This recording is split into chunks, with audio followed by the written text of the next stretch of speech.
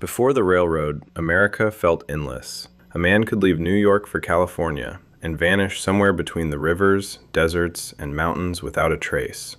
Wagon trails dissolved into wilderness. Snow buried entire expeditions alive. Travelers died of thirst, staring at horizons that never seemed to move. The continent was so vast, so violent, that it barely felt like one country at all. Then came an idea so ambitious it bordered on insanity. Build a railroad across the entire nation. Not across a state, not across a region, across a continent. In the years after the American Civil War, the United States was desperate to bind itself back together. Politicians promised prosperity. Investors smelled fortunes buried in steel. Engineers warned the plan could fail spectacularly. Between the East and the Pacific stood deserts, lawless plains, and mountain ranges that looked almost designed to stop mankind from crossing them. But America had entered an age where ambition had begun overpowering fear, and soon thousands of workers would begin hammering steel into the wilderness, trying to force a fractured nation together, one railroad tie at a time. The railroad was never just a construction project. It was a race fueled by money, pride, and raw ambition. In 1862, as the American Civil War still raged, President Abraham Lincoln approved a plan that split the impossible task between two companies. Central Pacific Railroad would build eastward from California. Union Pacific would build westward from the Missouri River. Somewhere in the middle, the rails would meet. But there was a dangerous catch. The government paid the companies by the mile. Every track laid meant more land, more money, and more power.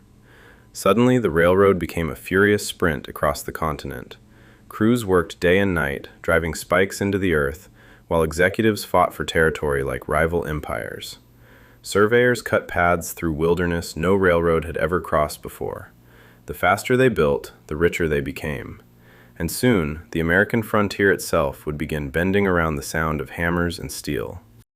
For the workers of the Central Pacific Railroad, the Sierra Nevada mountains rose like a wall at the edge of the world.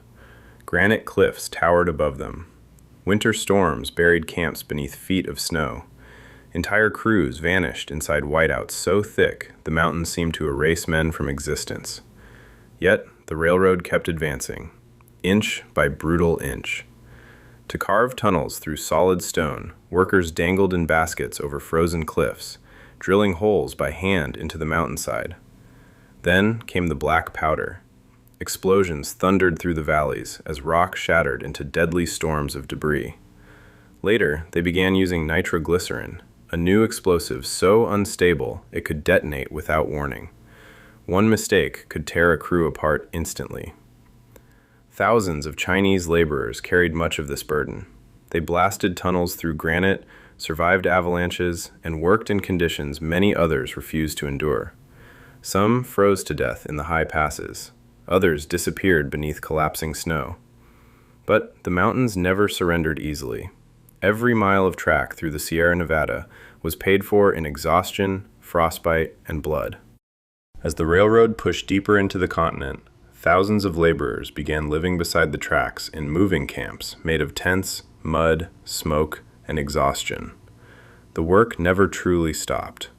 Hammers rang before sunrise. Locomotives screamed through the darkness long after nightfall. Entire towns seemed to appear beside the rails, then vanish again weeks later like drifting frontier ghosts. Many of the workers were Irish immigrants escaping poverty and war back in Europe. Others were Chinese laborers who faced brutal conditions for lower pay and little recognition.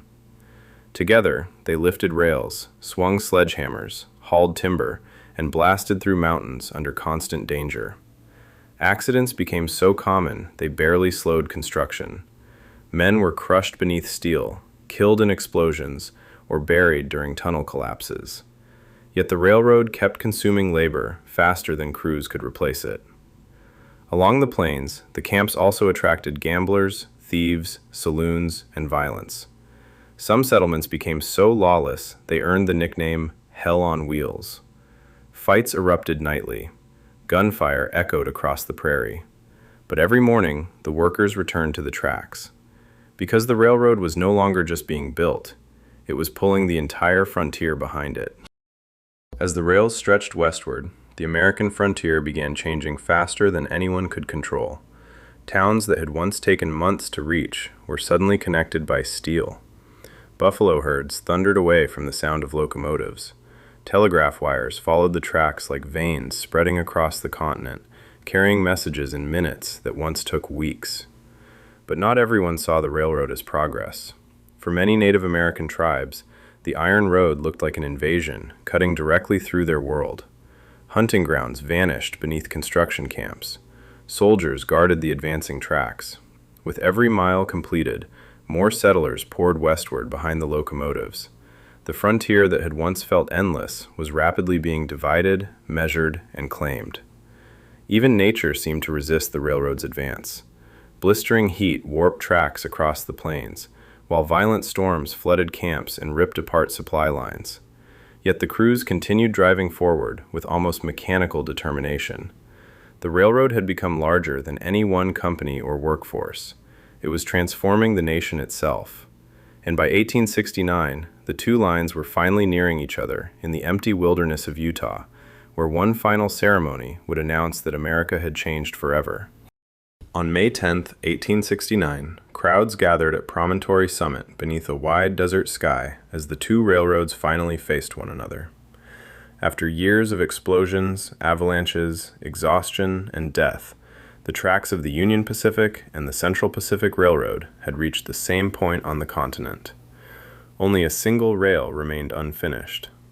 Photographers moved through the crowd while executives posed beside polished locomotives draped in flags. Workers who had spent years laying the track stood nearby, covered in dust and soot, watching wealthy investors prepare to celebrate the victory. Then came the ceremonial golden spike. When the hammer finally struck, telegraph operators waiting across the nation transmitted the message instantly. Done. In that moment, the United States changed size forever. A journey that once took months by wagon could now be crossed in days. Oceans were connected, trade exploded, cities expanded. The frontier itself suddenly felt smaller beneath the weight of steel and steam. But beneath the celebration lingered a quieter truth. The railroad had united America, while also transforming it into something entirely new. The Transcontinental Railroad did more than connect two coasts. It reshaped the destiny of the United States, with iron, smoke, and relentless speed. Almost overnight, the nation began moving differently. Goods crossed the continent faster than ever before. Families traveled west in numbers once thought impossible. New towns appeared beside the rails, while others withered away in silence, bypassed by the engines roaring toward the Pacific. The railroad became the spine of a rapidly industrializing America, but every mile carried a cost. The frontier that had once felt wild and distant began disappearing beneath expansion. Buffalo herds collapsed. Native American tribes were pushed farther from lands they had known for generations. Workers who helped build the railroad, especially Chinese laborers, were often forgotten once the final spike was driven. Yet the tracks remained. Even today, modern rail lines still follow parts of the path first carved through mountains, deserts, and plains in the 1860s. What began as an impossible dream became a machine powerful enough to pull an entire nation into a new century. Before the railroad, America felt endless. After it, the continent suddenly felt conquerable.